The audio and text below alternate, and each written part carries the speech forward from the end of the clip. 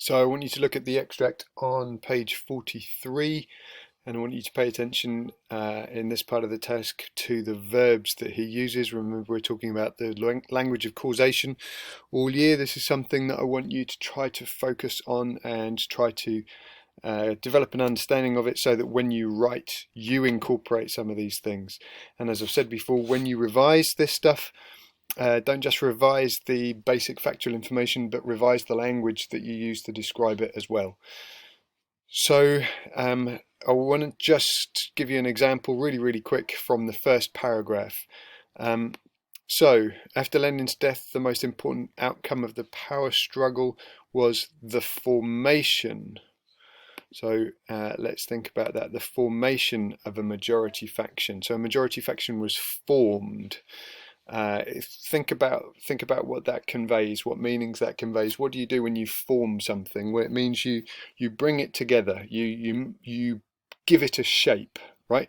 When you form something out of sand or out of clay, the material is already there, and all you really do is gather it all together in one place and give it a shape. So this is the formation of a majority faction. So what was Stalin doing? He was gathering together all of the people who he thought were potential supporters, and he was creating a shape of something, forming a faction. Once Stalin managed to eliminate, right, there's a good one, to eliminate. What do you do if you eliminate something?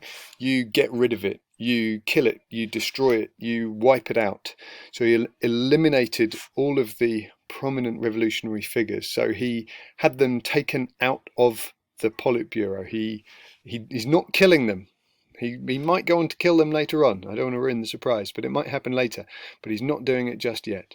So once he's done this, he would become the strongest figure in the party and began to set the general line. So he set a general line that the party would follow. What this really refers to is collectivization and industrialization, but it means he was in charge of creating the party's policies, and he's setting party policies. What do you do if you set something? Well, the implication is that you make a decision and you communicate it, but the point is that it is relatively fixed after this point. It's not up for discussion. So it could have said, what could it said? It could have said he began to discuss the general line the party would follow. He began to consult his colleagues on the general line the party should follow. But no, it's not saying that. It said it set the party, sorry, it set the line the party would follow. And this, he says, is the main sign of, get this, the Stalinization of the Politburo. What do you do if you Stalinize something? Well, you make it Stalinist.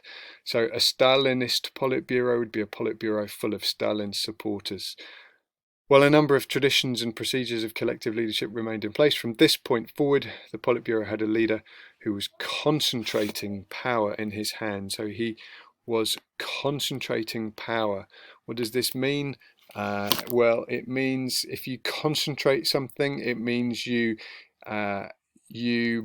boil away the impurities, you distill something down to its essence, you make something more intense.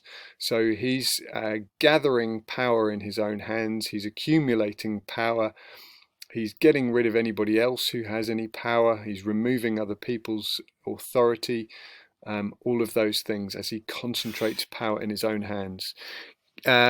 Keep reading, see what else you can find, and think about the meanings of these verbs, and think about which ones you could confidently use in a sentence about how Stalin changed the party and how he changed the way the Soviet Union was governed.